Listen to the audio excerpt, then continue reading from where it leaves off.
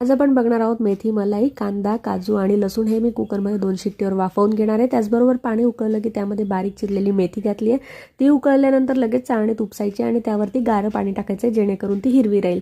तसंच तूप फोडणीसाठी मी टाकले आणि जे आपलं वाफवलं आहे आपण कांदा, लसूण आणि काजू ते मिक्सरमधनं बारीक करून घेणार आहे। इथं तूप गरम झालं की त्यामध्ये आपण मिक्सरमध्ये वाटलेलं वाटण यामध्ये घालायचं आहे आणि त्यात हळद, तिखट आणि मसाला हे मी घातलेलं आहे आणि छान असं त्याला परतून घेणार आहोत। परतलं की त्यात पाणी घालायचं, याला छान अशी उकळी येऊ द्यायची। उकळल्यानंतर त्यात चवीनुसार मीठ आणि चिमूटभर साखर घातलेली आहे आणि आपली जी मेथी वाफवलेली आहे ती आपण यामध्ये घालणार आहोत।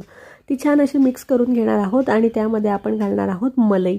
मलाईमुळे खूप छान असं घट्ट दाटसरपणा येतो आणि टेस्टही खूप छान लागते आणि आपली भाजीचं नावच आहे मेथी मलाई, त्यामुळे मलाई टाकायची आहे। छान अशी जाडसर मलाई आपल्या दुधावरती आलेली असते ती आपण यामध्ये घालणार आहोत। अशा प्रकारे तयार आहे हॉटेल स्टाईल मेथी मलाई। तर कशी वाटली रेसिपी, आवडली तर